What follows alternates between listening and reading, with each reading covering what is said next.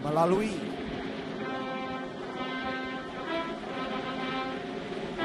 proses yang disebut sebagai tindakan kepolisian.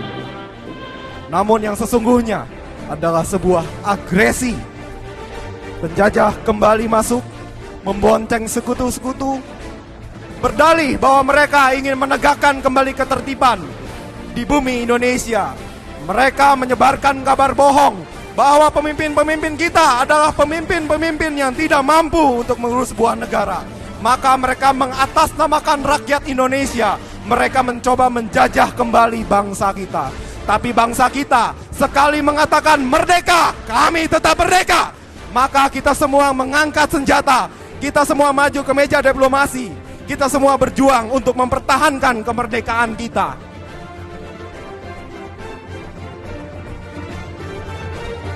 Lebih banyak darah yang ditumpahkan, lebih banyak nyawa yang melayang.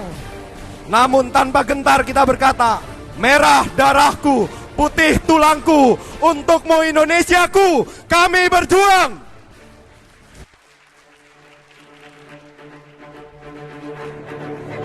Tanggal 27 Desember 61 tahun yang lalu, pada sebuah konferensi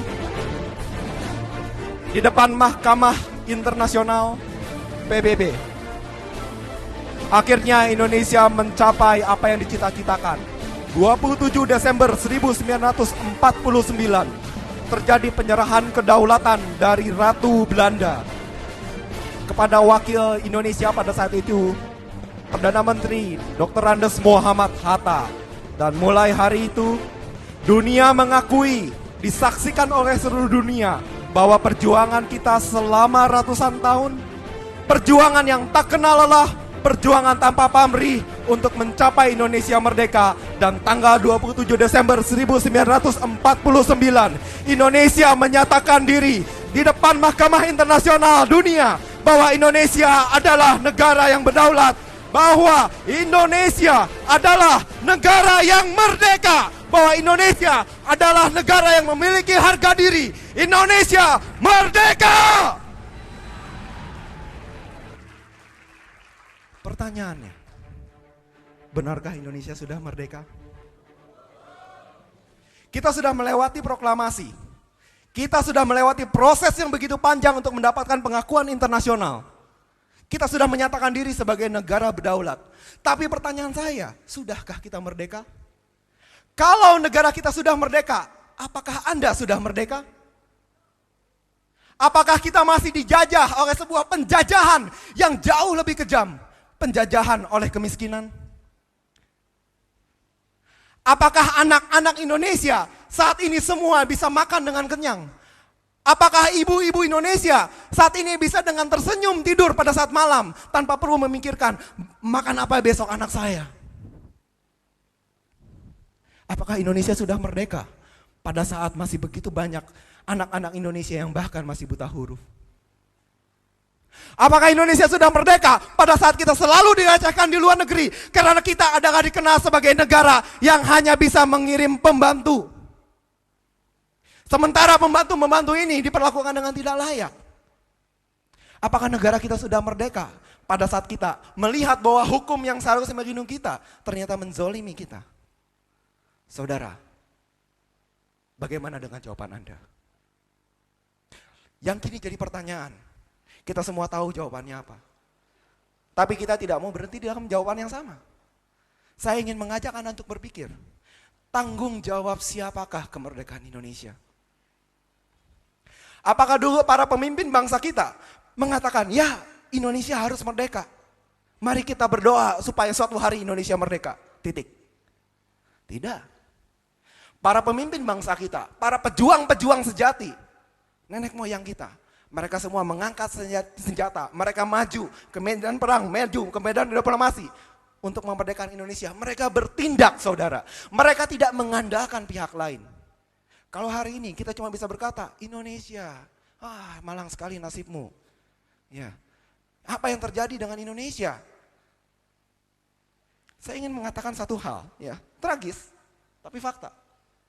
Ya, banyak di antara kita bisa lihat di ruangan ini, ya, kita semua hari ini bersatu padu untuk menggunakan sebuah pakaian yang menjadi kebanggaan kita semua, pakaian budaya kita, batik. Tapi ada satu kisah yang lucu tentang batik ini. Ada sebuah komentar yang mengatakan bahwa kita seharusnya berterima kasih pada negara jiran tetangga kita itu. Karena tanpa negara tersebut mengklaim bahwa batik adalah budaya mereka, kita semua, terutama generasi muda, lupa bahwa kita punya batik. Begitu batik kita diklaim oleh mereka, baru kita sama-sama tersontak, oh enak aja, batik-batik gue, enak aja lu ngomong. Ya, dan semua kamera-kamera di situ, kita seolah-olah latah, seolah-olah kita semua langsung semangat, pakai batik. Hari batik, Indonesia dibanjiri batik. Kita lihat apa yang terjadi. 1 minggu, 2 minggu, kembali lupa. Ya, yang keren kan kalau mereknya Amerika punya. Indonesia batik punya orang tua. Ya, waduh batik panas. Ya, itu yang terjadi saudara. Kita bilang, kita orang Indonesia, saya bilang kita jadi orang Indonesia cuma waktu-waktu tertentu aja. Contohnya kemarin, itu semua orang jadi orang Indonesia. Ya, betul? Semua orang langsung teriak-teriak, maling siap, main curang pakai laser, gitu. Bela negara. Pertanyaan saya, bela negara bukan itu. Apakah dengan Anda teriak maling siap, apakah dengan demikian Indonesia terbela? Tidak. Bukan itu caranya membela Indonesia. Kalau kita mau membela Indonesia, mari kita bangun negara kita dengan tangan kita sendiri. Mari kita lakukan seperti apa yang sudah dicontohkan oleh para pejuang kita. Dan saya ingin hari ini mengajak kita semua bersama-sama bahwa kita adalah rakyat Indonesia. Bahwa kemerdekaan itu diperuntukkan oleh kita, untuk kita. Oleh karena itu, kemerdekaan itu harus diperjuangkan oleh kita. Karena kemerdekaan ini sudah diberikan oleh para pendahulu kita buat kita. Sudah dibukakan jalannya. Sebuah pertanggungjawaban kita untuk menyelesaikan apa yang sudah dirintis oleh para founding father kita. Caranya adalah dengan bertindak. Tapi untuk bertindak, sebelum bicara bertindak, ya, mari kita mulai dengan hal yang jauh lebih mudah. Bicara bertindak itu sulit. Anda tahu yang mudahnya apa? Berbicara. Ya dong, saya kan gampang. Ya. Kalau saya ngomong, saya mau jadi Superman, bisa, ngomong aja. Terbang, ya nggak bisa. Ngomongnya aja bisa, terbangnya nggak bisa. Artinya apa? Namanya berbicara itu lebih mudah daripada bertindak. Ada yang lebih mudah lagi daripada berbicara. Apa itu? Berpikir. Coba, bisa nggak? Bayangkan Anda jadi Superman. Bisa? Bayangin aja.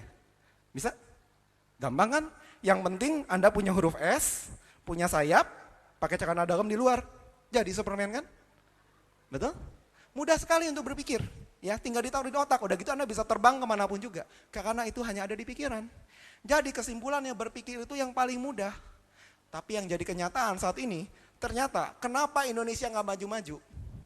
Ya, karena ternyata penjajah itu meninggalkan sebuah bom waktu.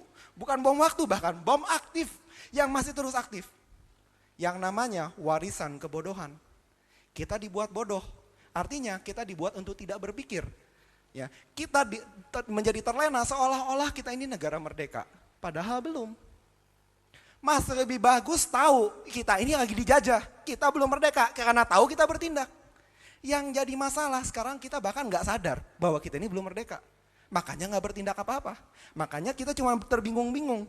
Kenapa ya Indonesia negara begitu besar, kenapa ya tahun 70 dulu kita kirim guru-guru ke Malaysia, kenapa ya kok sekarang Malaysia yang kita sebut Malaysia itu pada faktanya tetap aja lebih maju daripada kita.